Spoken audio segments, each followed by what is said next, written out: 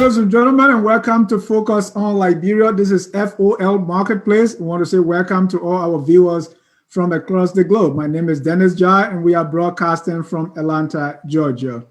In today's edition, we're going to be discussing the Central Bank of Liberia, what their functions are, where they got their mandates from, what are some of their reporting strategy, what are some of their organizational structure, and what they have to do with the liquidity shortage that is biting right now in Liberia.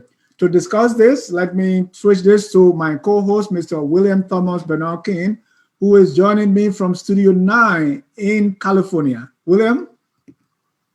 Thank you very much, Dennis. And to all our listeners and viewers, we want you to please kindly share the link that we have on Facebook. As Dennis mentioned, we're here today to look at the Central Bank of Liberia. And we have a great group of panelists with diverse backgrounds and so forth that we believe will be able to give some great insight. And the bottom line, where the rubber hits the road is, why is it when you go to the bank, there's no money? How can Liberia climb itself out of the economic demise that it is in right now?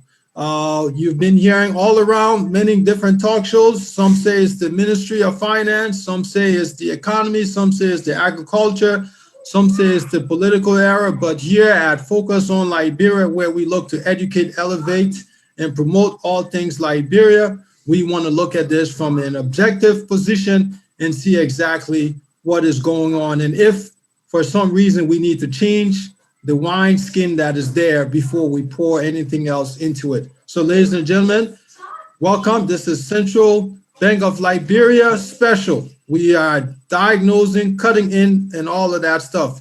On our panel, we have Dr. George Gompu, we have Chuchu Alex Jones, we have Gabriel Tagbito Carter, and Ansu Dwalu, the man where when he speaks, the words just lifts you up. Thank you, Dennis. Thank you to our listeners and viewers. And let's get right into it, starting with, I guess we can go straight into it. Dr. Gompu, what is the Central Bank of Liberia? Well, the Central Bank of Liberia, I mean, the Central Bank is the primary supervisor, regulator, and the administrator of monetary policy in the country. The central bank has its mandate from an act of the legislature. It was created in 1999, and it is responsible for giving licenses to financial institutions, including the insurance companies, the banks, the credit unions. The central bank is the one that really gives the green light to any financial institution to be established in the country. So when it comes to money matters, currency matters, the central bank should be in charge.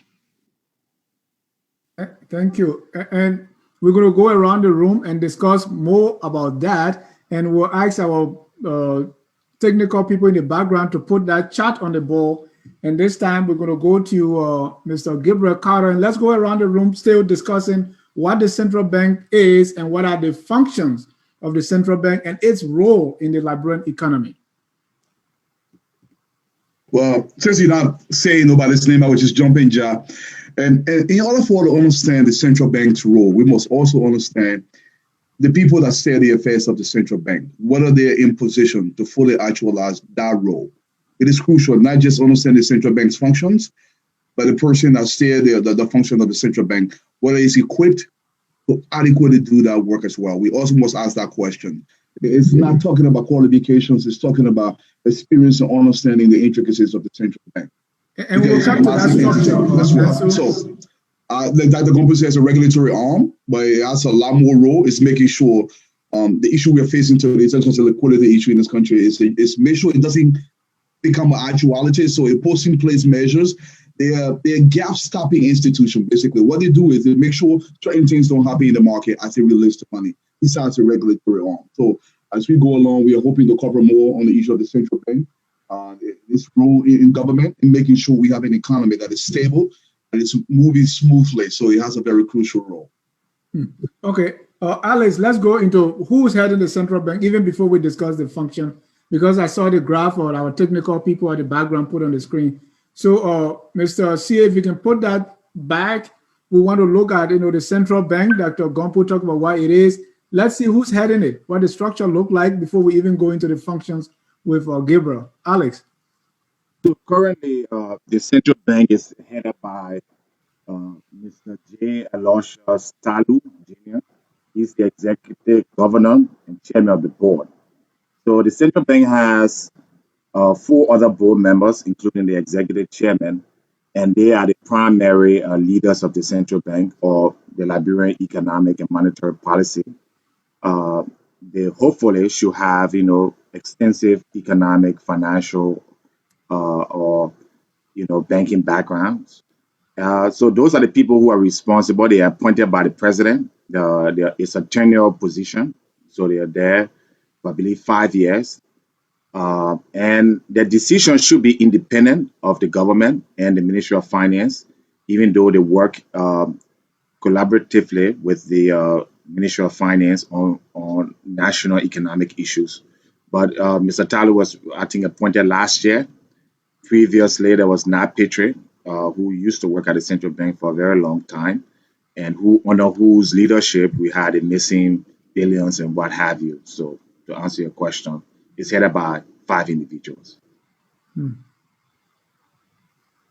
Gabriel, let's come to the functions, and then we're going to go a little bit deeper into those different committees and what they do. But let's discuss, if you can put that first chart on the board, that first, Mr. CA, about the central bank and what it does. Gabriel, come in. Yeah. Again, I think every Dr. Gompo actually covers some of the responsibility of the central bank. They're responsible for inflation targeting. Making sure we don't have too much inflation, too much money in the market. They promote economic growth and employment to make sure that we're for employment. They set interest rate, right? So, if the economy is doing so bad, they have the mandate to drop interest rate, and if there's too much activity, if it's heating up, they have that mandate to actually raise the interest rate to make sure that we don't stay in an inflationary zone. From a macro level, which is on a global level, they have macroeconomic target, which has to do again with the interest rate. Now, on the country level, that's when they have the mandate to set reserve requirements, right? So on the macro level, in the country level, they have that mandate to set reserve requirement. Now, they also are responsible, or not necessarily responsible. They're like the last resort lenders to the commercial banks and the government, right? So if commercial bank go to them, that means they should have exhausted every effort within their power before they go to the central bank to go get any money, right? The same thing with the government. Before the government goes to the central bank to go borrow money, they should have exhausted everything else before they go to the central bank to borrow money, right? In addition to that, they also ensure, which I think a few of the other panelists cover as well, financial stability in the market. So that inclusive, it gives you the holistic responsibility of the central bank. They are pretty much, as Dr. Gompo said, the arch facilitator of our economy, what happens and what doesn't happen in that economy. So that's pretty much what you get with the central bank. With the case of Liberia, there are four committees that actually head those departments, in which we will cover later on. Thank you. Dr. Gompo, you saying something? No. Oh, okay. So yeah, that's the role, and we can go into that structure or the committees, because it's very important to see who does what, so that the public clearly knows, in the case of the liquidity issue, where exactly this problem is. So let's go more into the structure and the committees and who's responsible for what. And in the case of this liquidity shortage, which we're going to come to in a minute, who really we're supposed to be squeezing here? So, I'll be best before you go ahead. So let's give you these shortages. Look, at the end of the day, every government agency has a function. So if you want to know who to squeeze, right now it's the Central Bank of the Republic of Liberia, because they control a monetary flow. Basically, monetary means money. They control the money flow in the country. So whatever is happening, what you want to call it shortage, you want to call it the decaying of monetary fund or rotting of our currency, all of those should be controlled by the Central Bank. You know, I was listening to on 12 about last year, and he was talking on the issue. I forgot the date. And people don't understand one thing. The central bank continues to print money, whether the legislature gives it to them or not, because sometimes when the money is ruined, they're not printing money, they're just replacing money. Look, I was in Liberia for about 3 years at one time, back and forth, I would go 6 months. You would see these little boys, the young men walking around the street looking for, they call it tier money. Most of this money was not being replaced because sometimes the money is so bundled up. I don't know what kind of quality paper they were using. It is the central bank's responsibility to make sure the flow of money is constant in the economy at a certain level. So to answer you very simply, it is the central bank that's responsible for the flow of money. But the way how the finance minister has infused himself into the running of the affairs of the central bank, sometimes they blame the finance ministry. But technically, it's the central bank responsible for the flow of money in the economy. They're supposed to be responsible to make sure we have sufficient money in the country to run. Not the finance ministry, but the central bank. So let's go inside the central bank and see what, let's say we have the audit committee, you have the financial stability committee and all these different groups, the governor. Who is responsible for what? And what are their qualifications to make sure that really they're up to the task? Or what I'm trying to get at before we get into the meat of this is where is the problem coming from? Alex, you can go. Okay, so basically, who's responsible? So you have the board of governors. Okay, they meet very frequently. They are there to make sure the staff of the central bank are doing their job, to make sure like the stated functions of the central bank. All right, interest rates, employment, economic stability, to make sure those things are happening. So they're not like people who actually go in every day at the central bank and work. These are people who should be probably former bank presidents, former professors, people like Dr. Gompu, that they know what's going on. So when things are not working in the central bank, they should be there to say, hey, what's happening to our banking system? Why, and maybe fire some people. So those are the 4 people I mentioned earlier. They make up the central bank board. Okay, currently there's Sheba Brown. I never heard of her. I never read any papers on her work. There's Richard Doley, James Dennis, and Timothy Thomas. These are the board members, the highest ranking members, including Talu. Okay, these are the people who heads should be on the chopping board. They are the governors. They make decisions. They set interest rates in Liberia of banking. They regulate. They make sure that the banks are regulated. The banks have cash to give to people, proper reserve. These are the people who should be speaking to the press, okay, including Talu. We haven't heard from this man since he became central bank governor.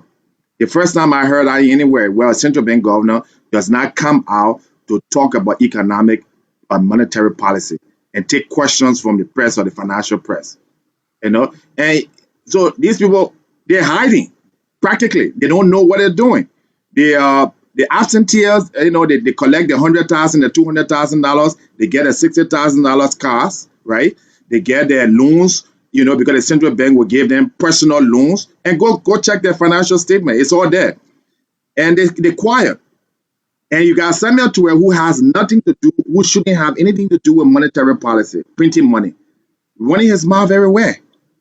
The job of the finance minister is not monetary policy. That's the job of the central bank governor and the board of governors. And we haven't heard, I haven't seen one interview, I haven't seen one paper, one press release. The last time they issued a press release was last year. It's a disgrace, these people, okay? Yeah. So they are responsible. There's a new release, and we'll talk about it in a minute. But let me go to Gabriel to talk about these different committees, and we'll come to Dr. Gompo to wrap it up on that structure and the functions of who's doing what. Yeah, I think everybody's saying the same thing here. The central bank has 4 committees, right? There's the audit committee, the financial stability committee, there's the compliance committee, and there's also the monetary and policy review committee, right? So the audit committee is pretty much supposed to be their external body that audits the central banks to make sure that they're doing their mandates, right, within the central bank. The financial stability and the monetary stability, those are the people that are responsible for, setting interest rate, making sure we have our inflation target, making sure we meet our employment, which we've never had since Liberia has been in existence. Then lastly, we have the compliance committee, which is the committee that bears the bulk of the responsibility for the bank, right? The compliance committee makes sure that all the central banks within the country are following, financial regulations such as the reserve, this risk that all this policy that we have on board that they're following on, following suit with those policies, right? That actually entails, I don't know how often they audit these banks. That means doing regular examinations, whether it's every 6 months or every year, you're supposed to audit these banks, examine them, make sure that they're following these policies, right? So the fact that we're talking about, there's liquidity shortage in the market, that means the compliance committee hasn't been doing their job, right? Because if they were doing their job, that means they would have found out that these banks are having liquidity problem, okay? We notice that these banks are having liquidity problem. They would have had a proactive approach to say, okay, now we understand, we've done our examination, we realize you guys are having liquidity problem. This is what we're going to do. So it would have been a proactive solution from the beginning prior to us getting into this mess deeper. So again, as I said, and everybody else is saying, there's 4 committees, and each of them have specific responsibility that govern the central bank, which holistically governs the economy of the country as a whole. So. Yeah. So, Dr. Gompo, from your experience working at a very high level at the Ministry of Finance and Development Planning, how do this group interact with the finance ministry, the commercial banks, and the president of the country when it comes to some of the issues that we are facing now, their role, their responsibility, the functions, and what we're in now? What does the interaction look like? Well, the interaction as defined by law and what actually happens, sometimes they are 2 different things. So it comes back to the issue of the rule of law. And we talked about it here before. The law says that the central bank is supposed to be independent. The law says that the central bank is not supposed to be giving long-term loan to the government. And the law says that the government should not be borrowing uncontrollably, and so that it should try to live within its means. So is that happening? And I think the answer is no. And that's the source of the problem. That is the source of the problem. So the issue really is not whether the examination department is doing its job and what have you. What has happened is that the debt stock of the government has almost doubled in less than 3 years' time. See? And where are they borrowing from? They're borrowing from the central bank, they're borrowing from the commercial banks. Those very deposits that people are making, they're going in and borrowing all of this money. Who's supposed to stop them from doing this, Dr. Gompo? Who is supposed to stop them from doing it? Yes. That's a very good question. That's a very good question. Who is supposed to stop them? Well, the board, the central bank board. She said no. It's the institution. Well, yeah, but look at what happened. How did the central bank governor come to office? The central bank will be protected by tenure. When George Weah came in, what did he do?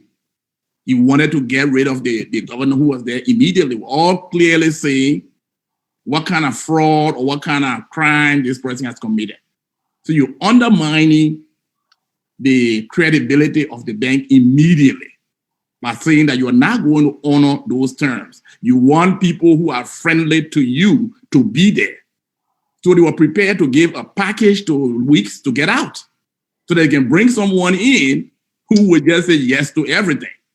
But So when you talk about the issue of why is the central bank not speaking, do you hear any other minister speaking on even their own functions? Apparently, these guys are operating in such a way that they decide who is supposed to talk. So everything goes through somebody, even whether the person is legitimate person and knowledgeable or not. Because they feel that the guy's a good talker, he's going to be saying all of the things that would defend us. Yeah. And they don't want for incompetent people to go out there and make a fool of themselves. You see? So you put the purple bird out there to just come and say things. The finance minister just came on and said that he agreed with us now that there's a confidence crisis in the system. And that's what leading to the part of what's leading to the problem. But his solution is give the printing authority to us. Let's go and print more money. You see? Okay, thank you, Dr. Gompu. Let's do something here for a second. It is true some of the controls that you said, but also from the Ministry of Finance, now there's an independent. So the question that I want one of you to probably put in your back pocket for now is it too late right now? That independent that he speaks about, is the damage already done? So that's one thing, put in your back pocket. The other thing is that we talked about treasury bills.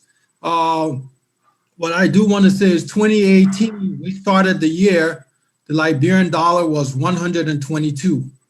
By the time we got to 2019, ladies and gentlemen, that Liberian dollar in 2019 in October was $211, which represents a 58% value increase. Basically, it was inflated by 58%. And lastly is that we all remember and we all follow the media and the news.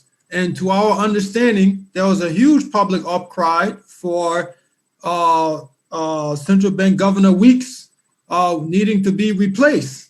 So, we can have our cake and eat it too. But let's move on. Please put that in mind and please keep that in mind. The next question we want to talk about is, I believe, the monetary management. So for monetary management, Gabriel, would you please be so kind and share some insight in what is monetary management? What are you talking about when you say monetary management? And is it a central bank? Because we also heard that they before central bank can print any money, they have to get approval from the legislature. Thank you. Right. And you rightly, stated that before any money, as you stated and Dr. Gompu stated, before any money gets printed out, the central bank has to get approval from, the lawmakers, right? However, we've all read the core report. I don't know if that is even true or they're even following that. But in terms of the monetary management and what is actually impacting our, liquidity crisis here, I don't know if you guys have the slide up there. I was going to speak from that as well, right? So the central bank puts out, I think one of you guys mentioned that the report, they put out an annual report every year, right? So that's, their report of the economy and assess the economy every year, right? So if you look at that slide, there's a part there that actually highlights the inflow and outflow of money, right? One. Two, there's another slide that also shows the interest rate within the year. So in 2008, it was at 13%. Right now, it's at 12%. Well, if you look at that in terms of the money management, that is pretty okay, right? You're in a crisis. The interest rate is at 12%. Now, does that correlate, in terms of the the amount of money in the market and how to control inflation, well, that is yet to be determined. But however, I'm glad that it's actually at 12% because in this crisis, you want your interest rate to be low because you want people to be able to go to the bank and borrow money at a lower cost of. Hold on, Gabriel, just so that I understand you correctly. Right. When you say money management, what are you talking about? So in terms of managing outflow, what is that? So inflow. Okay, so the chart that I'm talking about, I don't know if you guys have it. If you can put it, or you have the report, you can have access to it, right? So in the central bank annual report, they have outflow of money, right? So every year since 2018, right? The outflow of the money that been leaving our country has been going up on a monthly basis. So it shows you what comes in the country and it shows you what leave out. Well, there's a rule. I don't know if there's a rule or regulation on the books, right, of foreign entities. So if you're a foreign entity, you come in Liberia, you establish a foreign entity, right?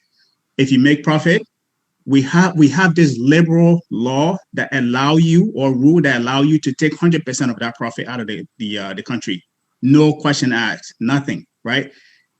Now, if you have this kind of liberal law on the books where foreign entity are coming and just making, let's say I'm a foreign entity, I'm in a country making $2 million every year, and I'm taking 100% of that $2 million out of the country every year. That's one. There's also the amount of money outside of the banking sector, right? So you have entities that are taking money outside of the country every year without any hold back to say, 50% should stay or 50% should go, right? And then you have money out of the banking sector that is compounding every year. So the amount of money that is leaving out of the banking sector is increasing every year as well.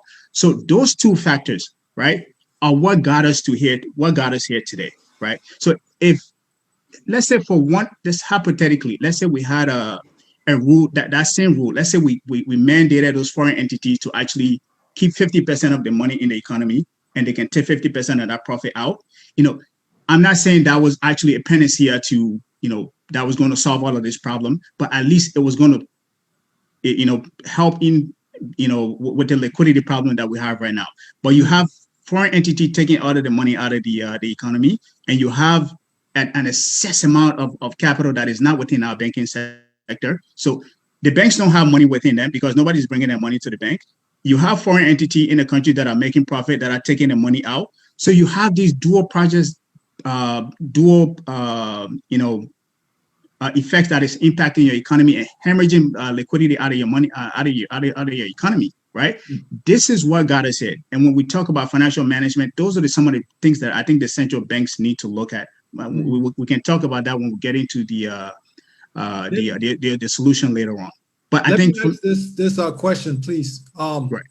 As the central bank, you're looking at reports, you're seeing this inflows and outflow happening. It's happening real time. Every month you're getting that data.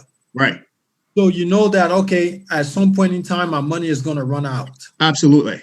Please explain, at that point, does the central bank send the request to legislature and let them know? And is that where there's been a bottleneck? And I think Dr. Gopu touched on one of you guys touched on this earlier, right? The communication between the central banks and either the commercial banks or the central banks and the government itself is not there, right? When I talk to economists, people that work in the central bank all the time that work there, they say, oh, the tools are there. The tools are there. No, the tools are not there. We don't have that communication to that link. Just as you said, if you see something like that happening on a monthly basis with an upward trend or year over year, the first thing, as you said, you're going to do, you're going to reach out to your legislature, say, hey, this is what we're encountering. This is how we think we should be able to solve it. And they should be able to, present a solution to say, okay. Let me jump in. Let's deal with that. Right. The issue of capital flight. Okay, capital flight takes place in the form of US dollar, foreign currency. Yes. It's impacting local currency. Right, the liquidity issue right now, people are talking about local currency. They cannot even cash their local dollars check. They cannot. It impacts it too. It impacts it. Gentlemen, wait. Right. They cannot even withdraw from the Liberian dollar account. Right. So when people are taking money out of the economy, they're not taking Liberian dollar out of the economy. So in terms of Absolutely. the availability of Liberian dollars, I don't see a shortage in the system. Absolutely. Because at the end of 2019, the total amount of Liberian dollars in the country, M2 money supply, was somewhere around $119 billion. Was that in the bank or was that outside of the bank? It was outside of the banks. It was outside of the bank. Well, let me say Inside the bank, it's outside the bank. It doesn't matter. That's the Hold on one second, gentlemen. Hold on one second. M2 money supply. Dr. Gombu, please, you got to slow down for a second, please. I beg you, because you're saying that the money supply is in abundance. And when people— I'm not saying abundance. I think it's adequate. It is adequate. However, the reflection right now is that when folks go to the bank, it doesn't reflect in what they received. Right. So can you please reconcile or help us reconcile that a little bit for the layman to understand how the Liberian dollar may be available, but not available for them to access? Okay.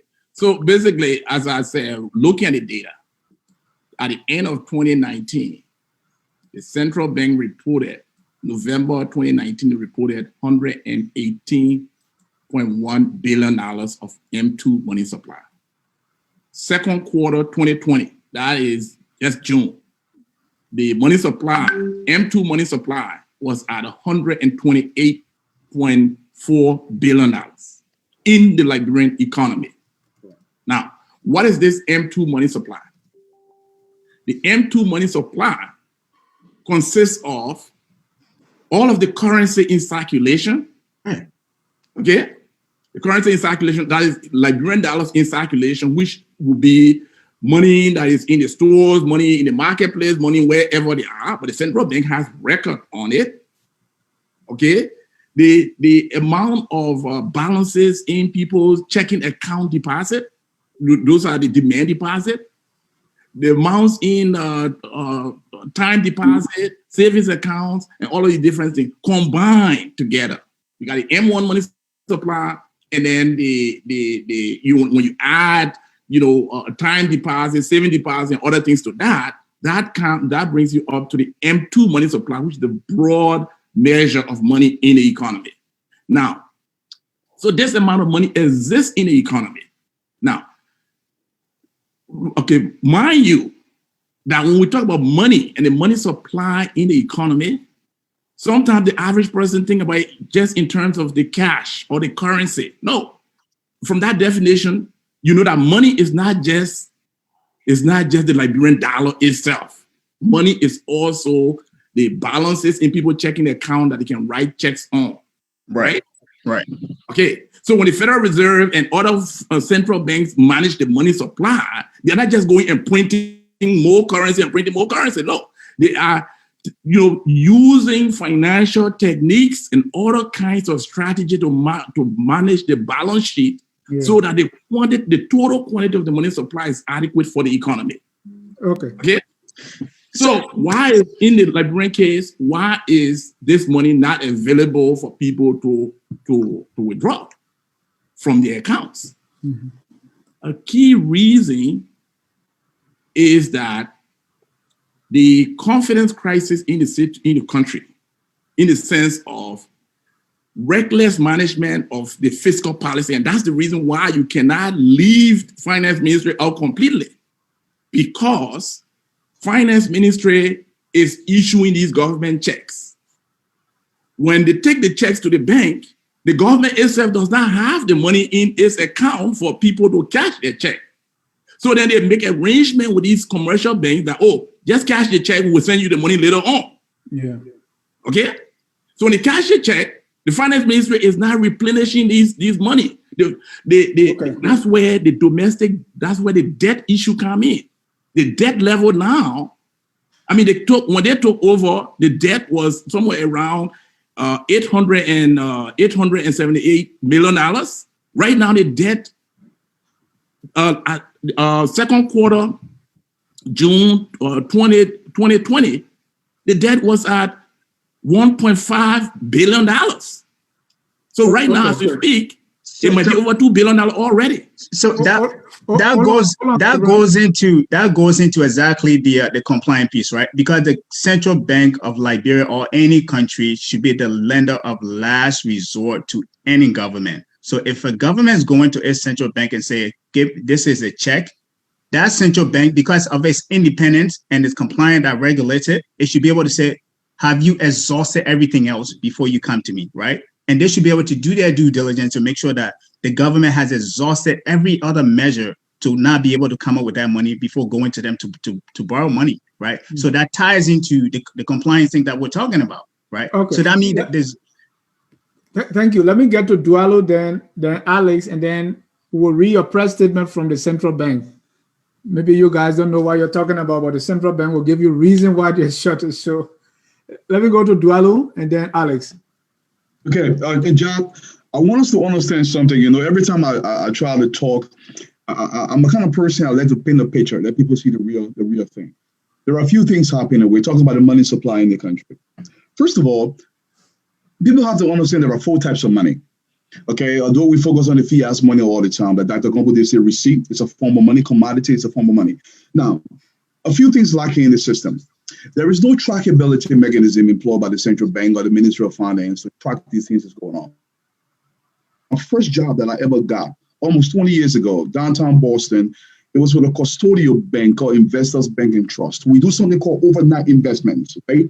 So if we are still awake in the US, the people in China are still up, somebody in Hong Kong is still up, right? If you're watching the financial market, especially the NASDAQ, those numbers you see running underneath the screen, we used to actually calculate those numbers, okay? We do fun. So the money going out, there was a system within the network that tracks the money going out, because by the day the market open here in the US, we have to receive all that money back. What I'm trying to say, we're creating a tracking balancing system for the flow of money in the bank, because the bank has to function at certain liquidity during the day. So I'm talking about trackability. That does not exist. The commodity issue in the country, nobody's tracking that. In fact, I wrote a paper for Samuel Twe. I went to his office. He was 3 months in power. And I said, Mr. Twe, you guys just come into the finance ministry. We're not asking you for nothing. I'm in the country for the next 6 months. If you need me to treat some of your people on certain things, he said, Mame Dwalu, we don't know what we're going to do. I said, listen, let me write something on how we can improve the system. You can actually Google this paper. It's called Leveraging Liberia Resources to Lift the Pro-Poor Agenda. And doing my research, I found out every single year, $200 million US were leaving the country just for food. Exactly. Just for food. Who was tracking that? Now, the Liberian government set up something called the Financial Management, Financial Intelligence Unit. Yeah. Their entire goal was to track the financial happenings in the country. Now, you remember, under Ellen Johnson's leave, there was a massive capital infusion in the country, but the money just went in and turned around. Liberia became like a transient country where the money would just go in and make a reverse and go back out. Leave, right? And leave. So this system was set up. It was a very great system. In fact, the system came to my house one day when I was running my business in Liberia to ask me why I was sending my money out of the country. This is back in 2010, 11, 12. And I told him, listen, I don't trust the bank. I'm not going to leave my money in the bank. I will send the money and I will bring it back into the country. Mm-hmm. What I'm trying to say is there was no tracking mechanism. Yeah. Who's tracking commodity? Who's tracking the receipts? Is there a link? Look, I would advise people, when you go to Liberia, go to the National Legislature on Tuesday and Thursday and sit in the National Legislature and listen. I hate to say this. You know, some people will say, oh, Mr. Duwani, can you do it better? I'm not a bench maker. I'm not a carpenter. But if I ask you to make my bench, I'm going to critique that bench if it's not made properly. If you claim you're a central bank manager, I expect you to know certain things. So I want perfection. I don't have to know how to do it better than you. But you have to understand how that works. And frankly, the people that are put into position, don't understand. The legislature, most of them can barely read. I hate to say this. I'm being very frank with you. How are they supposed to understand the financial issues in the country? If you got a senator here in the US, I hate to use it, Obama, in his office, you will hire an Alex Jones. You will hire a Dwalu to give him proper understanding of the information that coming from the central bank. But what we do is we hire people. Oh, that means I'm a friend. You're bringing a cousin from the village who will come and work here. These are issues.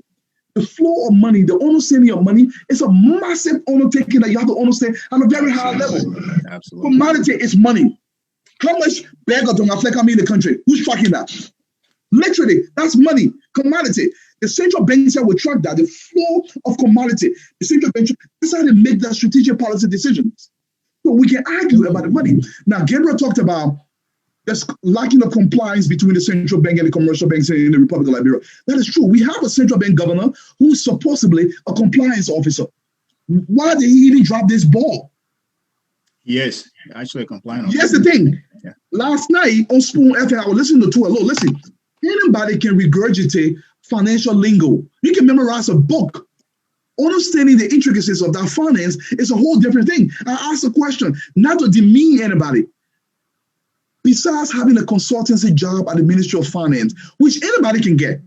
On Summit, on MR Connect, there was a baby shower DJ from Atlanta were working at the Finance Ministry as a consultant. We have barbers working at the finance, because if you get the connection, it will bring you in.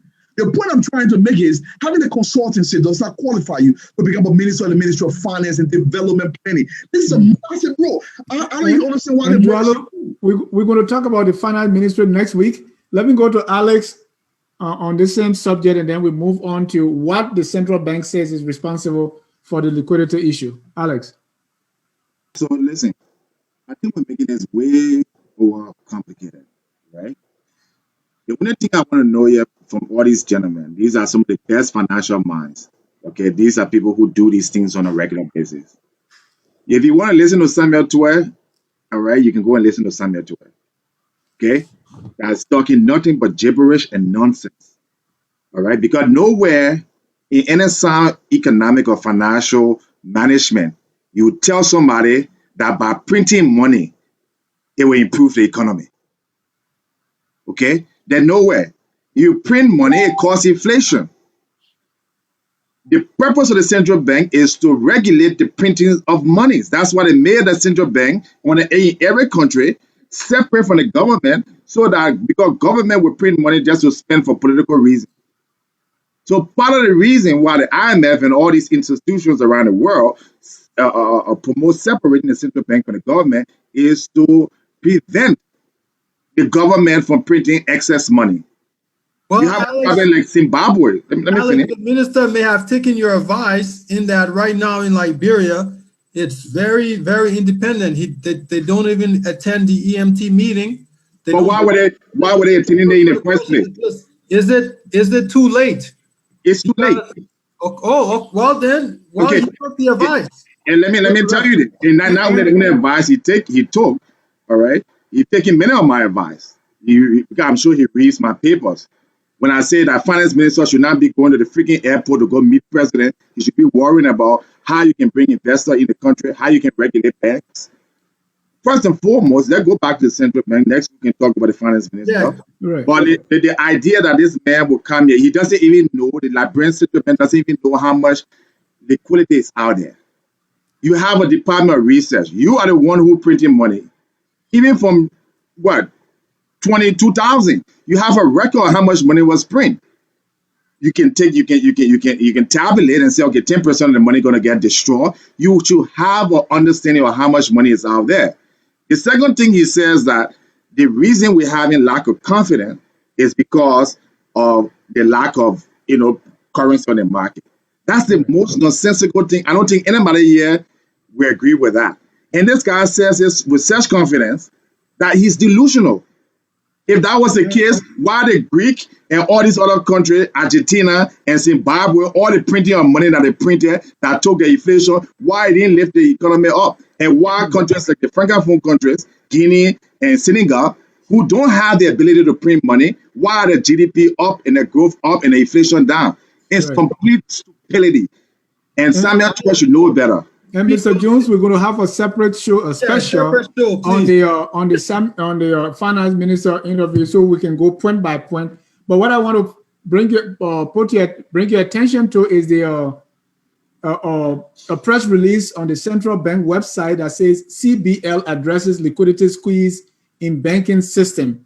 And Mr. CA, if you can put that on the screen there so that everyone can see. the CBO is laying out here what is responsible for the liquidity squeeze and what can be done. So let me read this. It was written December 22nd. The Central Bank of Liberia is fully aware of the current liquidity pressure in the banking system, particularly the limited supply of Liberian dollars. It is, however, worth noting that the pressure on the Liberian dollar this year is unusual. Take note, and can be attributed to the increased demand for Liberian dollars over time, which has been exacerbated by COVID-19, poor COVID. In this efforts to preempt this seasonal pressure, the CBL in 2019 forecast 7.5 billion Liberian dollars based on its analysis, but was authorized to print only 4 billion. We asked for 7.5, you gave us 4 billion. That's the problem. This amount, which was brought into the country in July this year, was inadequate to replace the current amount of mutilated banknotes and at the same meet the liquidity demand in the banking system. In spite of this constraint, the CBR has been strategically infusing the 4.0 billion through the commercial banks, with substantial amount already infused in circulation. Let me skip there. Okay, there's additional measure. The CBR has been working with key stakeholders both in the private and public sector to mitigate the liquidity pressure. Specifically, the bank is currently engaged with commercial banks and mobile money operators to promote the use of mobile money and other electronic forms of payment in addition to withdrawal of cash. Okay, let me skip to the last paragraph. In order for the bank to be able to exercise full monetary authority, it would need full autonomy over the printing of currency like most other central banks across the world. The recent amendment of the CBL Act to give a 3-year latitude to the bank to print without frequent legislative approval is a positive step in the right direction. Dr. Gompo, you tell me you know this stuff. Central bank is saying otherwise. Your take on the press release? Well, the central bank is basically repeating the same thing that the finance minister has said. That the reason why we're having a problem is because the central bank does not have the freedom to print currency whenever they wish. And so if you just allow the central bank the freedom to print currency whenever they wish, they should not go to the government, they should not go to the legislature for oversight, then our problems will be solved. But interestingly, Mr. Twe is issuing checks that are practically bouncing. How can you issue government check that the payee cannot cash? Dr. Gompo, you have to make the relationship to us, to the central bank and the Ministry of Finance, which we're trying to push to next week, but for some reason we keep pulling it into this week. So you have to tie in that relationship to how his check bouncing is impacting the central bank shortage of money. But I mean, you can't see the relationship.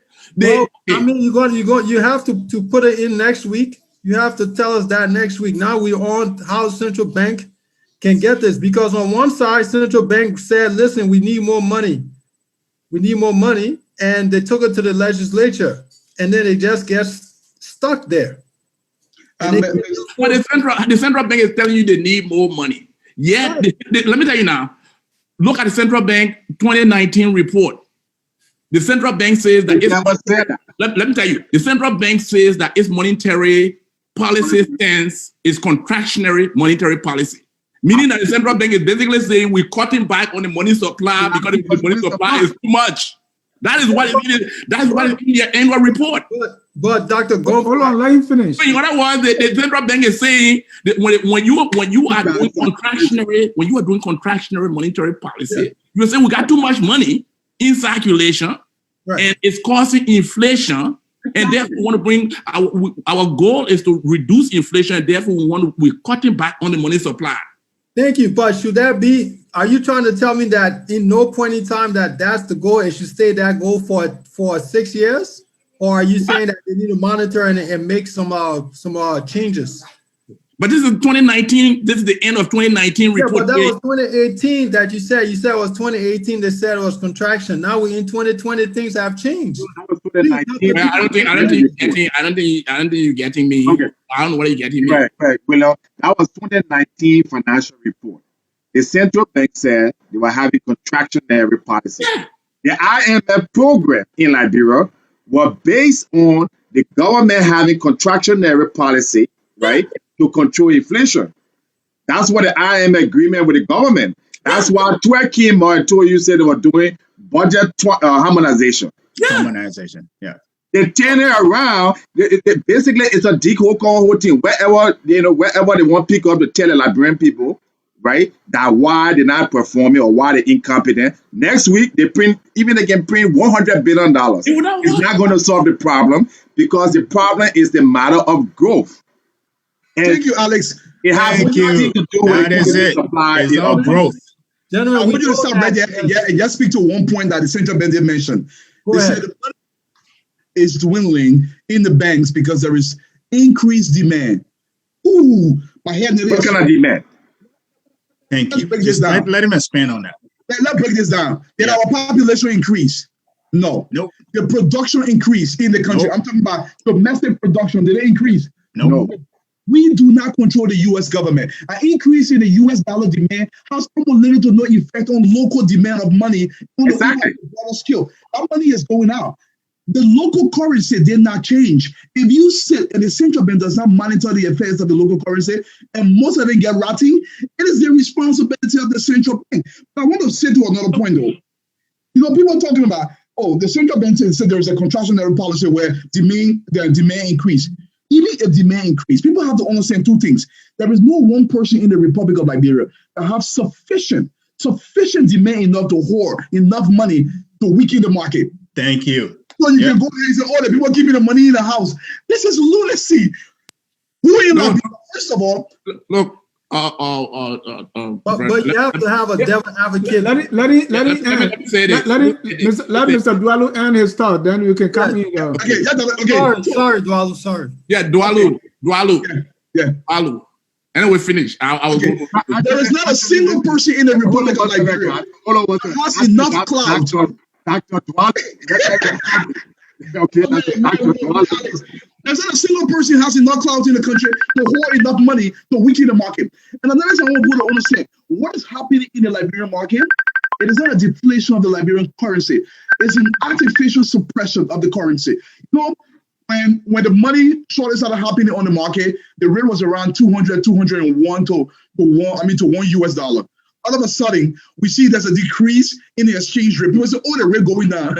Rate cannot go down in isolation. The depreciation of the rate in the country or the appreciation of our local currency has to go hand in hand with the price fluctuation in the country. They don't work in isolation. When the central bank said there was an increased demand, they're lying. Basically, they don't know what they're saying. There is no way you can demand more money. How can you have an increased demand in a slowing economy? The economy is slowing down to negative. So let me answer that. Let me answer why you see an increase in demand for withdrawals from the banking system. It boils down to confidence. People do not have confidence in the system anymore. If the government is going in the back door and borrowing from your account, why should you keep your money in the banking system? Thank you. So people want to get their money out. They don't trust these guys anymore. So what is part of what is happening now? Dolly, you talk about nobody has the ability to hold money. There is almost like a group of business people in the Liberian economy now that are running a parallel banking system. That's the problem that I was talking about earlier. It's outside of the bank. In preparing for this show, I talked to some people in the bank, some of the banks in Monrovia. Mm-hmm. And they tell, yes, that's what it's saying. People go to the bank to borrow their money, to withdraw their money. And they tell us, see the long lines. They don't have money in their coffers to pay, to cash it with check or to give them the money. Then they go to the managers. Oh, this thing is embarrassing. You see the list. This is what happens. Then they say they will start calling some business people. My man, we beg you, please bring $2 million in. into your account. Please. The tellers now are getting on the phone to beg business people. And somebody will say, okay, I feel sorry for you. I'll bring $2 million in. They bring that in, and then they can then, allow people to withdraw a few of the money from their account. That is exactly what I was talking about earlier. And Gabriel, right. Before you come here, I want to add another layer to it before you come in, which was mentioned in the CBL, that and you were big on this compliance stuff. What the CBL is saying now is, even though by law we require legislative approval before we do this, but because of the issue we're in, we want to bypass that process. We want, they say, give us the latitude. And I don't want to be political here, but does that remind anything about benevolent dictatorship? That's exactly. Go ahead. That is exactly what Dr. Gumpu just talked about. That's what I was saying earlier. The amount of money that is outside of the banking sector, that parallel banking that people are taking money out, and people, like you said, if somebody go to the bank to go cash a check, there's no money, and the CEO or the manager of the bank are calling these parallel money managers to bring money into the economy. That means you don't even have the tool to track the amount of money that is within your banking system, because it's outside of it. And the fact that they're even asking for that, the request to be able to print money as a solution to mitigate this money shortage in the country, it tells you again that there's no independence within the two. The government does not have independence from the Central Bank of Liberia, and this is imperative in order to stand as a separate institution in the country. In emerging markets, I understand where these guys are coming from, right? Liberia is not the only problem. That's the country that's having this problem, right? Most countries in Africa, we have this controlled, managed economies, right? We never had these free market enterprises, right? So in order to sever relationship with central bank, to form a separate central bank to stand by itself, there come a time where you still want to maintain control. So it comes into that point where they still want to maintain control, but in order to have a central bank that functions by itself, to have that compliant lines within the government, you have to have that independence, right? The fact that the previous governor will actually let go just because a president came in and said, I don't like this guy. We had the same thing happen here. Donald Trump and this power guy that's in the central bank right now. Donald Trump didn't like the guy, right? But because there is a complete independence, you can't take him out just because he's not lower interest rate to increase your, lending activity in the country. And because you don't like him for that doesn't mean you can come in and say, I don't like this guy, give him a sovereign package for him to leave. That you're infusing the two, and we don't need that as a country that's thriving to go towards a middle income. We need that separation of responsibility. We need to make sure that the lawmakers that are responsible for these things to sit down and say, listen, we cannot allow this to happen. We can't give the printing of money responsibility directly to the central bank. We're going to have a kid. We're going to end, as Alex said, we're going to end up like Zimbabwe. We're going to end up like Venezuela, because they're just going to keep hemorrhaging money, printing money, and we're just going to blow inflation out of control, that you'll be able to keep money in your house and use it as toilet papers, right? Mm-hmm. And these for me, the compliant piece is very important, because I think it covers everything that happens in the economy, So thank you. So Alex, what I see here is what the CBL puts out and what Minister Tua was saying on TV is like a regurgitation of what CBL said. Where is this a form of coordination, or is the central bank telling the finance ministry, or the finance ministry telling the central bank what to do to address the liquidity issue? I don't know who's telling who what to do, but I can tell you that person who's telling who is the blind leading the blind. Okay. Now let me just put this. Let me just say this. Okay. I would agree. Okay, that the central bank should have the independence and should have the ability to print money when necessary. Okay. And I think it had that opportunity, because who in the Liberian legislature, right, have better blocked anything that George Weah wanted or the central bank wanted? How many cabinet people other than Womadiki? Everybody that George Weah almost sent to the cabinet, they've been passport stamped. Mm-hmm. Every policy that George Weah wanted. So I see where they're going with the printing of money. Okay. In other words, if you want to lie, you should be a good liar. The problem with the central bank tour is they don't know how to lie. So, okay, but here's what happened. The banks in Liberia are very much have been running out of business and running out of profit and what have you for the last 4 or 5 years. We've been writing about it. We've been talking about it on this very network. I wrote a paper and said Liberia is going down a slope that would definitely collapse. Zimbabwe, inflation right now is at 400%. Liberia is the second highest, even at the 14%. So the problem is they will print some money somehow. It will solve the problem for a little bit because what it will do is they will take that money and they will start to give people the money out of the ATM just to make the administration look good for a little bit. Yeah. And the people will run right back. It's just like a bank run. They will run right back by the time you print that money and they will take all the US dollars and they will change everything, right? They will take all the Liberian dollar and change everything to US dollar. 6 months from now again, we'll have to print another 20 or whatever billion dollars. Because the problem, again, is not the question of money on the market. Because there's 2 points. One, Liberia has dual currency. So if the problem was really the lack of liquidity, then you should be able to go to the ATM machine and get US dollars. Yeah. Right. Alex, and right. I want to read a question here from 2 questions. But before that, you were talking this as if things are really bad. But from what I saw on the IMF website and the finance minister, finance minister talk about that very well. I've just posted the link on the Facebook so that people also read, talking about the 4 things to know on how Liberia is reforming its economy amid COVID-19. I'm sure you read that report. I read the report, and let me tell you something, okay? Again, this is a question where Senator goes on and talks as if he's the only person that went to business school. Like I said, I think, and the illustrious guy who hold on, Alex. Let me just read the 3 top. 1, the COVID-19 pandemic hit Liberia at a time of pre-existing fragility. 2, the government has worked hard to meet humanitarian needs during the COVID-19 pandemic. The government's decisive action and reform efforts have begun to bear fruits.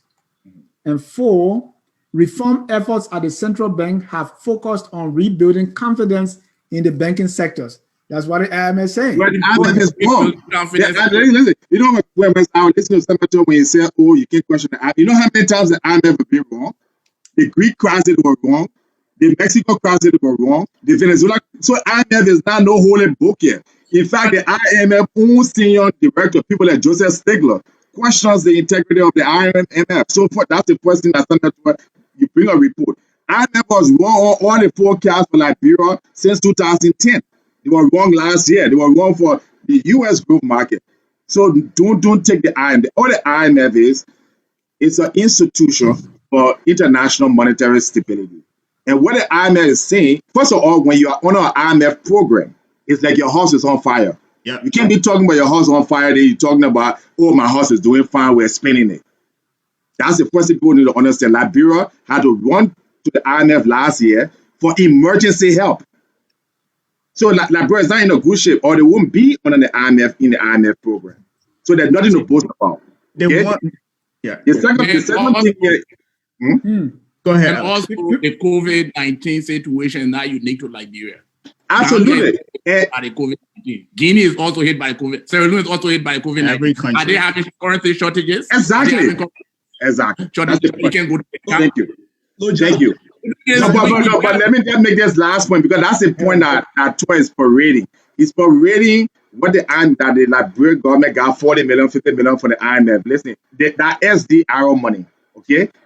Every country gets that. Whether you're a shithole country, you're not performing wherever, every country gets special drawing rights at some point. And all you have to do is carry on a little reform, which is highly criticized in the academic community. Every country gets that. So there's nothing about Liberia improvement. Ellen got a lot of money from the IMF. He got more money than any Liberian president. Okay. Say that Ellen was doing before you cut that off. Yeah, a lot of people want to comment on this. Before you cut that off, John, I'm begging you. Go ahead. IMF will provide you sustaining aid. You have to understand something. How can my girlfriend tell my wife how properly I behave? Look. No, say that again. Say that again, Dwello. That's a very that one, please. I want to You hear get yourself in trouble. You get yourself in trouble. No, I'm just talking something. These are analogies, okay? Here's the point I'm trying to make. Kwame Nkrumah said this best. Sometimes the likes of the people that are running our government have to read more. Look, you have to tailor your solution to your local conditions. The IMF, maybe in Switzerland, whatever the heck they get a base. First of all, look at the amount of countries in the world. Where does Liberia fit in? To you now, let me be realistic. How important is Liberia to the IMF? They are money-making institution. They have not worked for anybody. When you sit there and say, oh, the IMF is there. Look, don't get me wrong. There are times the IMF will come up with some stuff we have to listen to.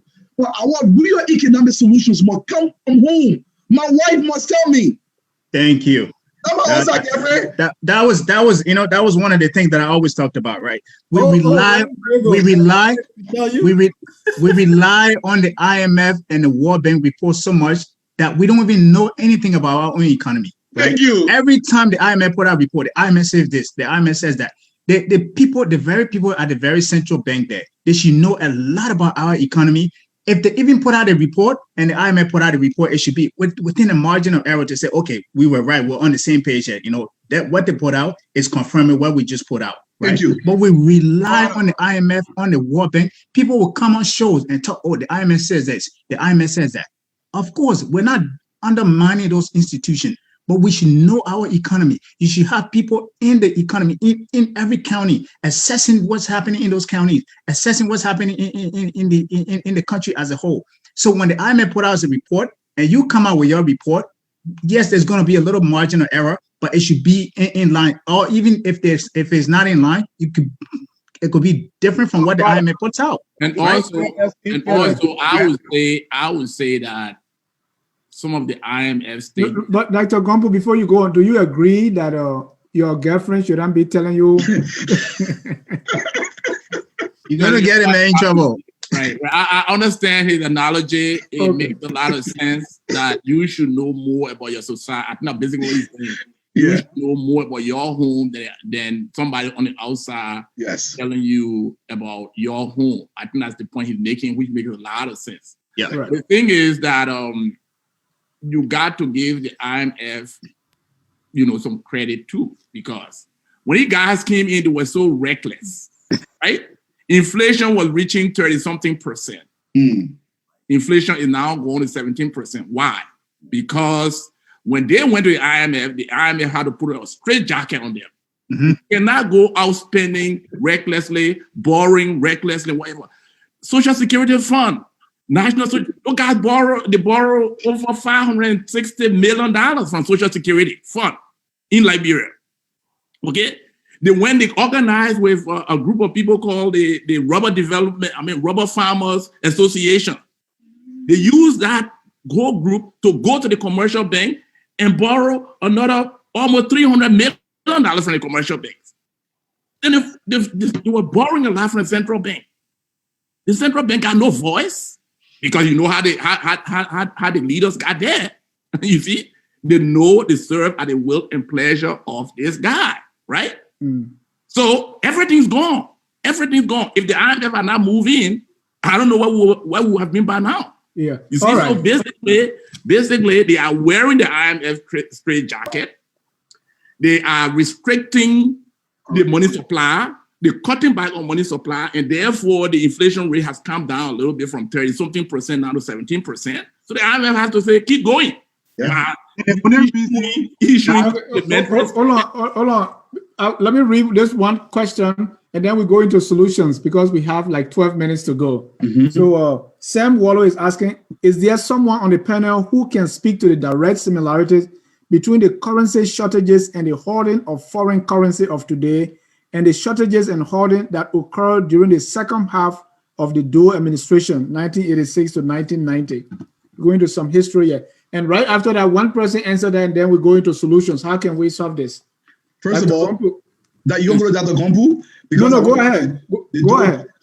The reason why I want to talk about that specifically, because somebody jacked my Doe coin in Buchanan, my mom had me in line. That was not shortage. I still remember this very vividly, talking about 1986. At that time, I was in third grade in Buchanan. We want to go change money. There was no money shortage. Around 9 years old, we go down, we stand in line. There was money in the system. Replacing money and shortages are not the same thing. The issue of the shortages of currency in the country, the central bank has to explain this as well. There is some form of suppression going somewhere. But one thing is, I hear putting the blame on an institution or also parallel exchange rate, money changer places when we have no control upon them. I want to talk to the people that have the control, it's the central bank, that are allowing this to happen. During the administration, it was an exchange of money. There was not a shortage in the country. There may have been a shortage for a very short period where they brought in the gold coin, they were replacing that. It's totally different. It has to change. And I've been listening to some of my solutions here, but I'll let other people speak to this point. And we got the solution. Solutions are there. They have to take the hard decisions. We cannot continue on this path. And we are going to get out of this abyss of economic crop that we are present in. I can guarantee you. Yeah, I think to that person question, what we are experiencing here is very similar. Very similar. We are near collapse. When you look on the balance of payment side, things don't look good. Yeah. Okay. People buying nice cars, buying so many expensive things from abroad. It's taking US dollar out of the country. Yeah. Current account deficit, financial account deficit, capital account deficit. The whole balance of payment is on a downward slide, and maybe the average person might not understand it. Yeah, Okay. I don't understand it. Balance of payment. Okay, but it's about the international trade we do with the rest of the world.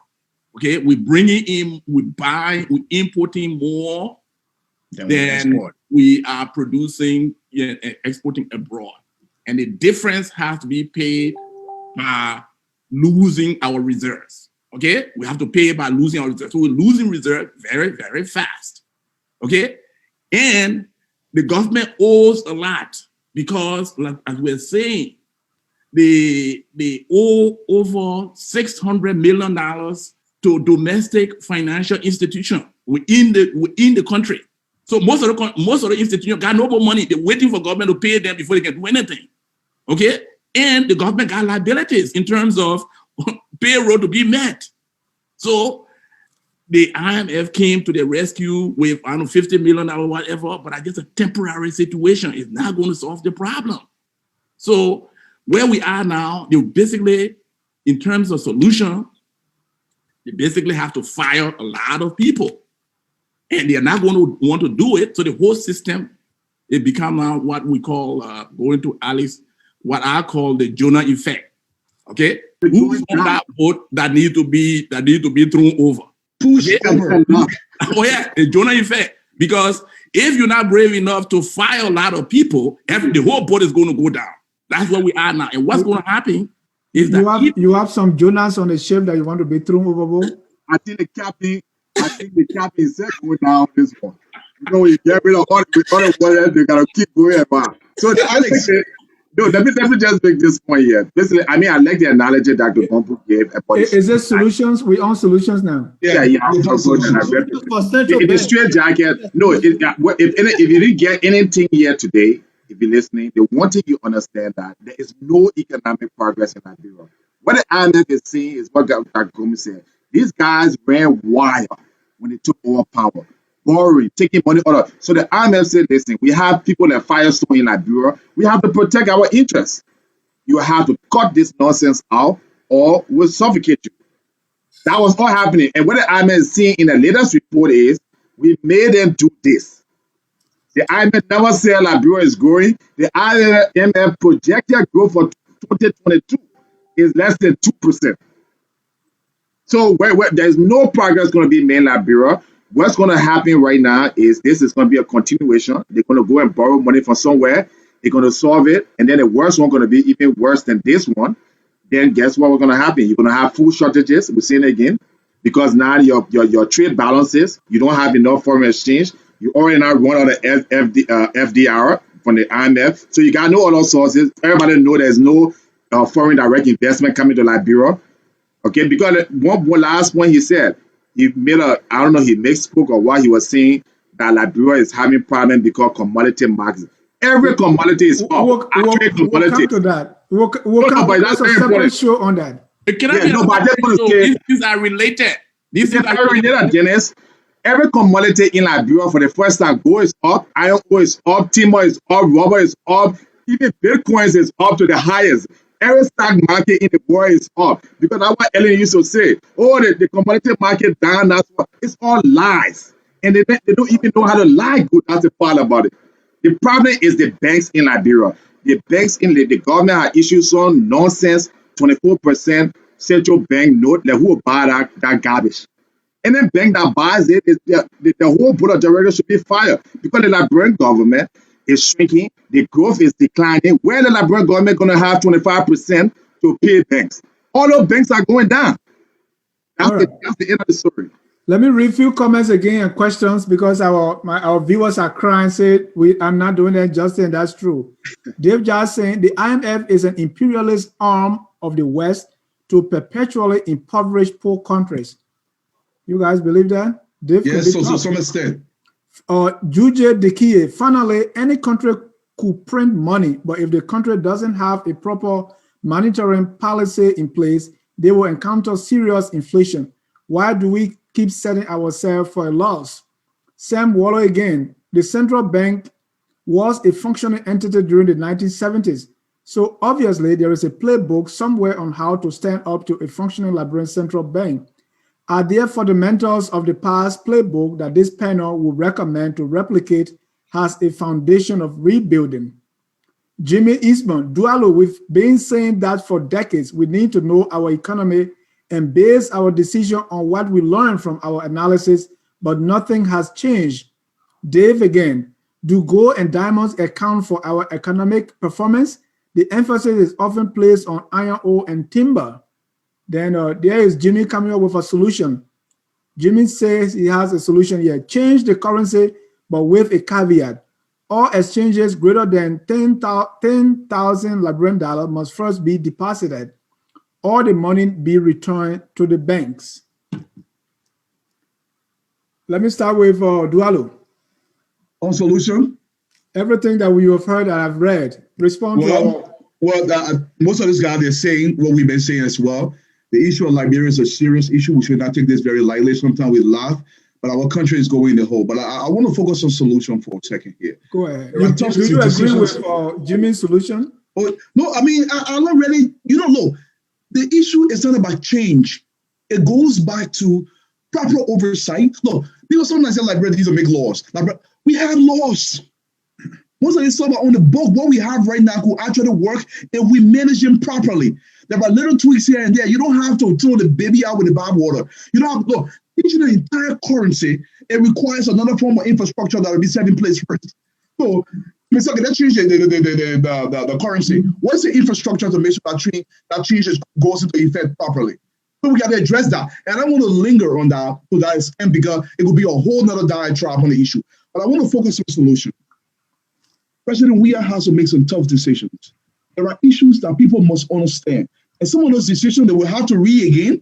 There's another paper that I wrote some years back. It's called Common Sense Economics for Liberia. Google it. You will see this paper. We have step-by-step instruction how we can address some of the issues in the country. Very tough decisions have to be made.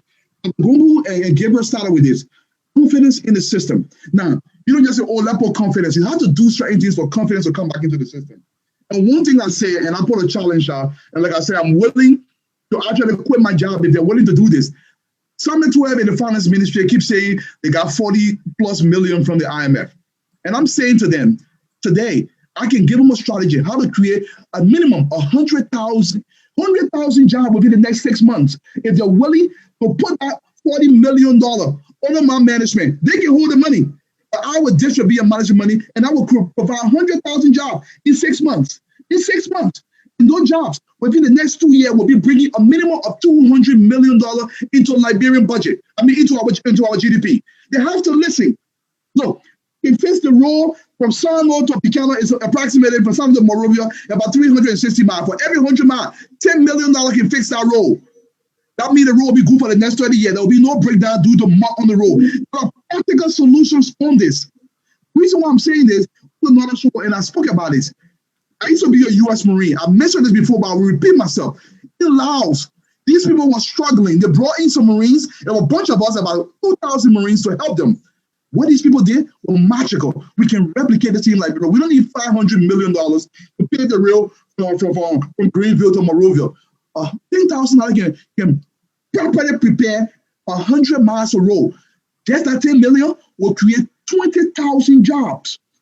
20,000 jobs. And I will show them how they will do it. Give me the 40 million, and I will pour a minimum of 200 million into the government coffers in 2 years. If they want a strategy, I can present it to them. Now, what I would do is, all these people, 100,000 people working, start paying them into the banking. Oh, John, you working? Your $75 go to the bank.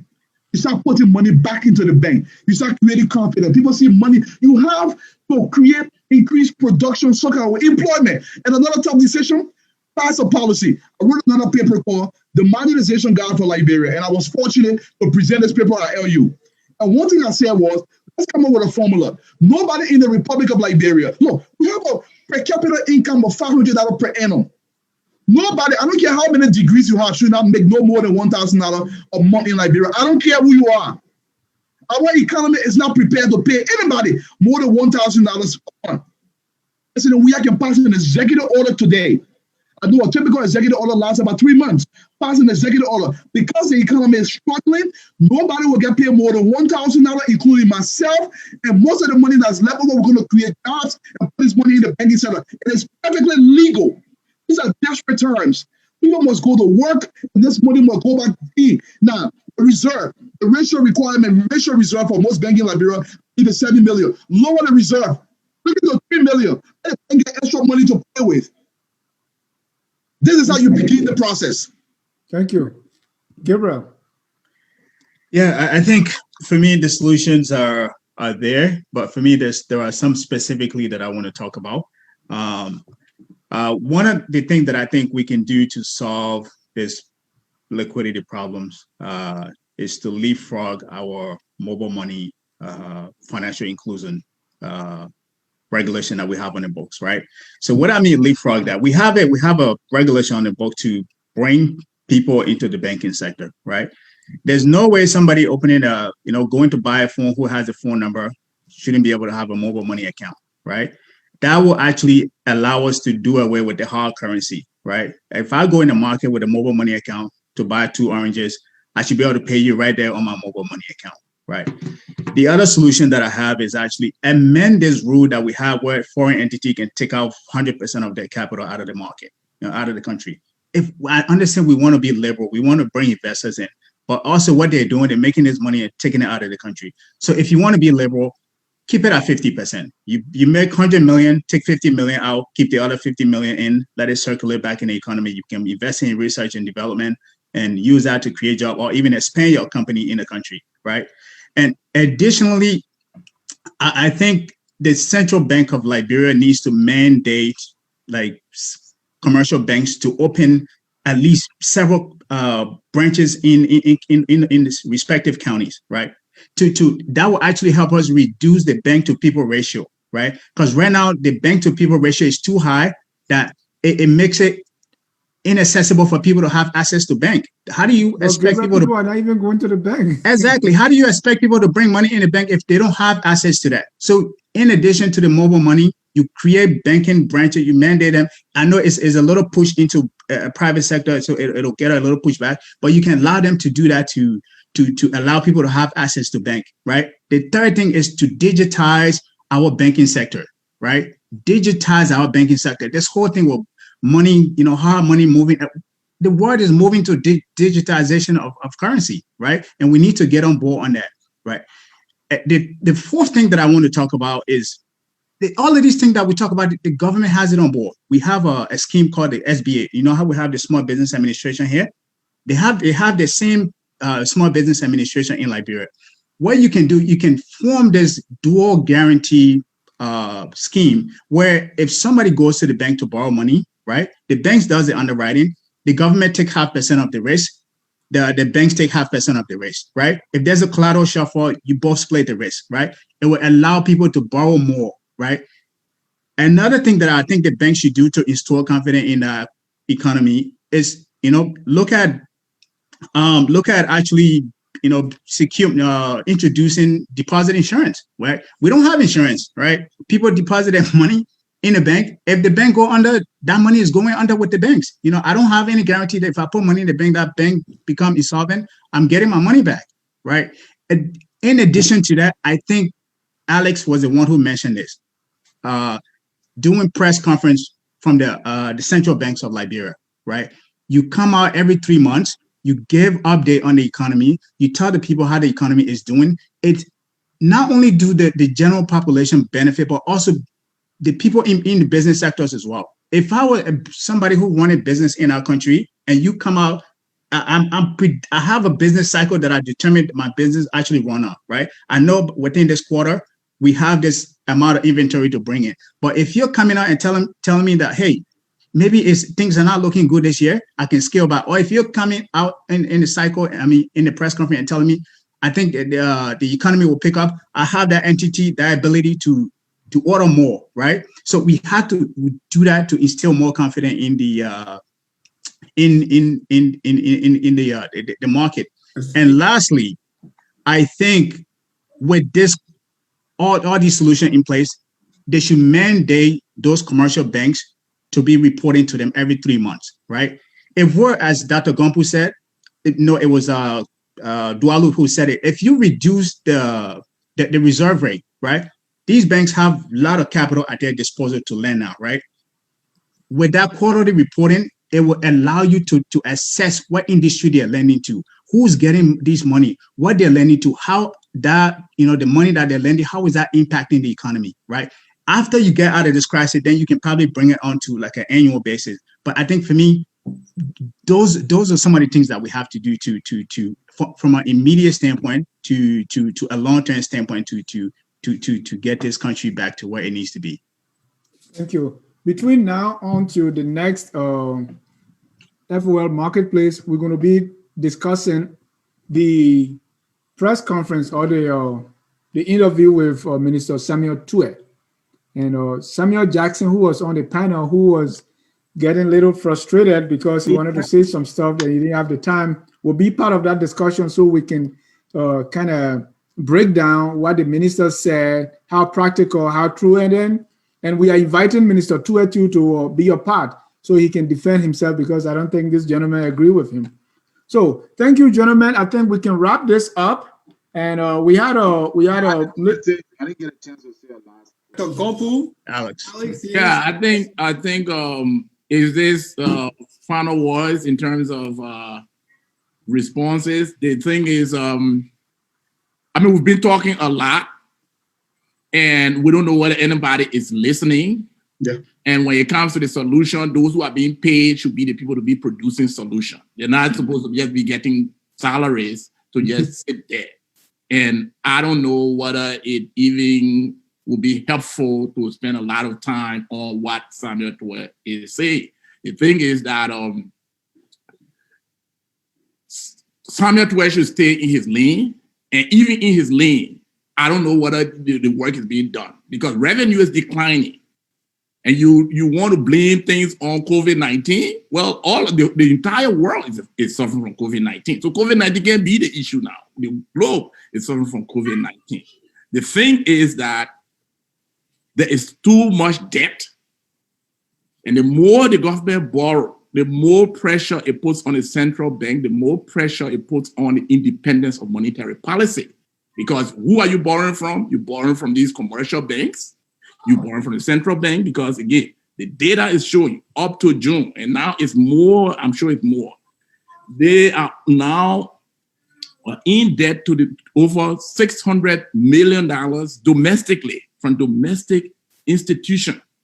From the central bank, the government now owes $487 million. From the commercial bank, the government now owes about $65 million. That is what they reported for up to the end of June. The central bank cannot be independent. It cannot do its work if you just keep borrowing whatever money they make. Mm-hmm. They cannot provide, because they're supposed to be the lender of last resort. Instead of these commercial banks calling business people and begging them, they should be calling the central bank for rescue. Yeah. But the central bank does not have the means because the money has been borrowed. Yeah. You see, so the debt level is too excessive. Do not keep hiring people when you know your revenue is declining and you don't have the means to pay them. And this is wrecking the whole economy and is wrecking ordinary people. So that's step one. Discipline in terms of your borrowing activity. Pay off your debt. And again, the Jonah effect. People have to go. If they don't really take the step to kick a lot of people out, this thing is never going to be solved. Agree.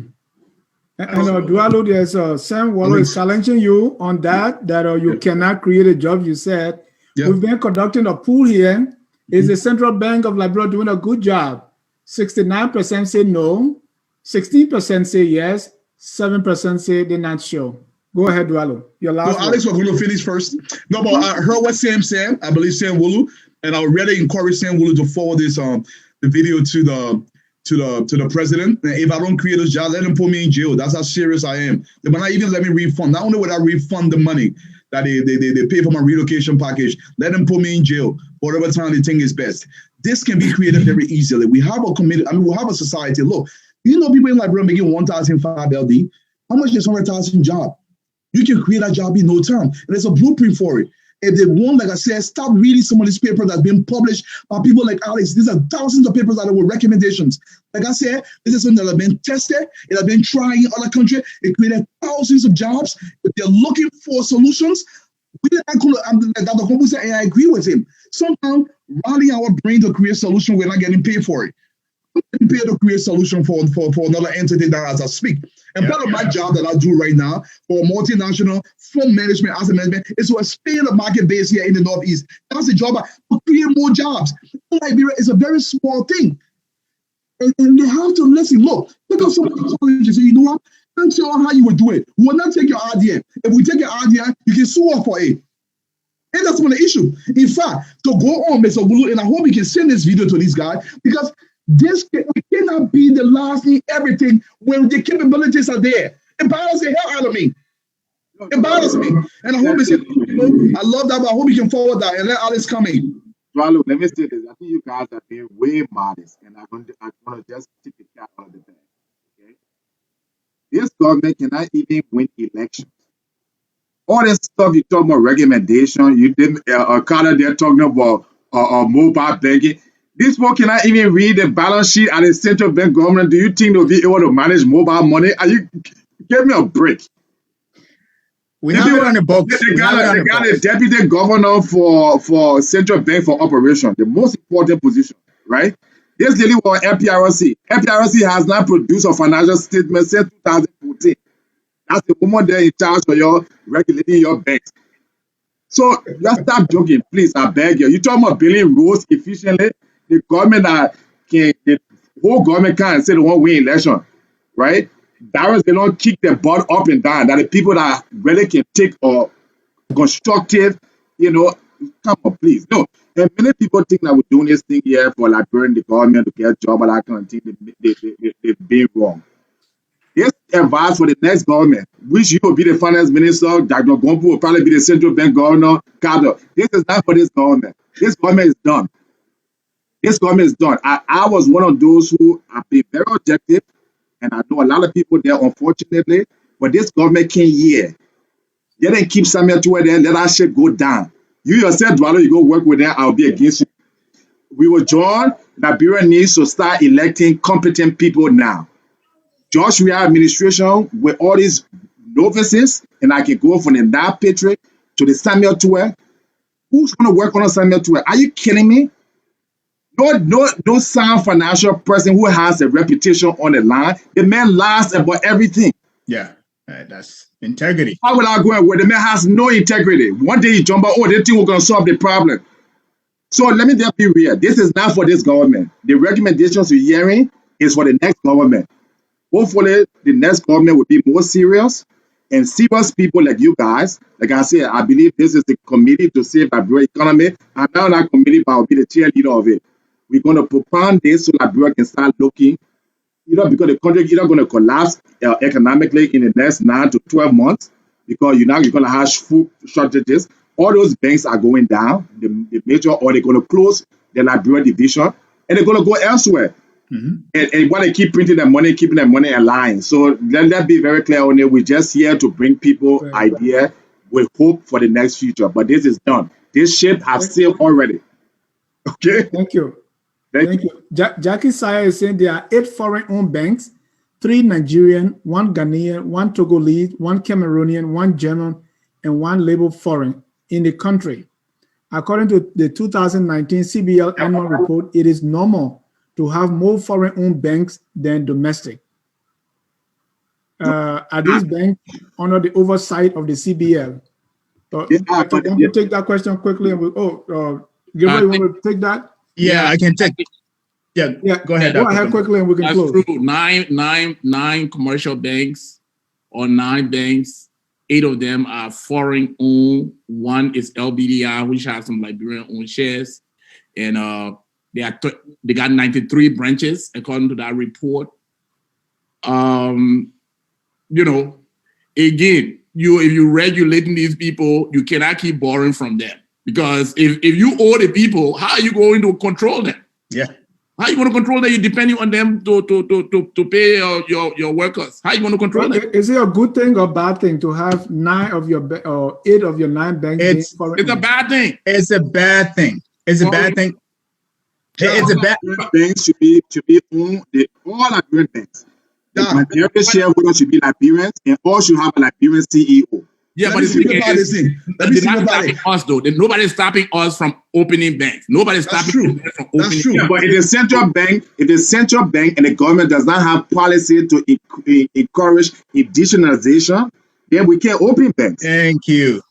Well, I mean, if you meet those standards, you have the capital. Yeah, but they should provide liquidity. The central bank, the fiscal policy, and the government economic policy should be there to promote Liberian industry. Banking is part of Liberian industry. Yeah, but even if they don't have the money, they're broke. That's what we're saying. They're broke, so we're not gonna get it. Yeah. So nobody's gonna take that money from you. Here's another take. Here's another take, right?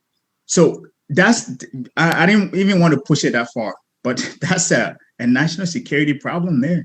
Yeah. You have what is it, 98% of your bank foreign owned? That means you have no control over your economy, right? I understand. Let's say even if the Liberian population doesn't have money to say they can open banks, if a bank is coming to operate in your country, you should mandate or at least some regulation to say such and such percentage or half percent of it should be owned by Liberians, right? At least they have a level of equity in those banks, right? But the fact that 98% of your banks, 10 of them, 8 of them are foreign owned, that's a national security threat right there. But we don't even want to go into that deep into it. Yeah. All right. Yeah, John. You would kill me, but you can't let your other girlfriend hold your money. Okay. Let's go to William. William, you're gonna get in trouble. William, we need to close this. Go ahead. Yes, thank you very much. Dennis, please keep me within 2 minutes, please. In November 2018, the central bank issued a treasury. And if you had invested $1,000, your return after 1 year would have been 5%. In February 2019, there was a treasury. If you invested $1,000, your return would have been 6.7%. May 2019, if you bought that treasury and you held it until 2020, May 2020, your return would have been 25.2% return on your money. It seems to me, and what we're talking about is we have a lot of solutions, and some of those solutions to our panelists and those who are listening have been some things that the Minister Twe has even mentioned and have attempted to do, and also Central Bank is trying to do as well. But I think the underlying issue where we are right now is we have lost complete integrity and trust in our leadership. And that is, I think, is the underlying issue. Now, with the current administration, they have 3 years to go. And the question is, will they now engage or partake in a voyage of redemption, a road to redemption, to redeem themselves and gain the integrity and trust that they have lost. We do not know, but with the way things are going, we do believe that Minister Twell will be still captain of the boat, and we will see how it goes, and we'll be here monitoring it. Thank you. And William, point of correction, you said they have gone 3 years and 3 more years. I don't think you did your math right. 24 minus 3 is 21. Yeah. And he also didn't do a math for the treasury because he didn't Exactly. account I for don't want inflation. nobody to be stuck here in 2020. I understand. Right. Yes, thank If you. 24 years, loading 3 years, we have 21 years to go. So please take note of your math. Long way to go. I want to say thank you so much. Thank you, guys, for being part of the show. I want to thank our audience also for being there with us. Next week, we're going to continue on this, still on the financial institutions of Liberia. We have treated the commercial banks, today the central bank. Next week, the Ministry of Finance and Development Planning. And we are pleased we want Minister Tuer to be part of the show next week. If you are there, please send a word to him. Even if he wants this anytime on Saturday it's 3 o'clock. If his time permits, we can adjust the time based on his schedule. But we want him to be part, as we discussed. Yeah, just at one time. He needs Ministry to of Finance and Development Planning. Okay, Chief. Until then, on behalf of all of us here at Focus on Liberia, we say thank you. At 7 o'clock, Dr. K. Moses Nabo will be here to talk some politics. He has written an article that says, President George Weah put on the rear rope of leadership. We want to see what that means. We will go into this. And so please tune in. We're going to leave you now with our closing song that says, we are all Liberians. Whether there is a liquidity shortage or not, whether you have money from the ATM or not, whether you're being paid or not. Or your girlfriend get your money. Or your girlfriend giving you your money. We are all Liberians. Good night, folks. Okay. Good night, guys. We are Anthony, are we all? Liberia is our home. Liberia people.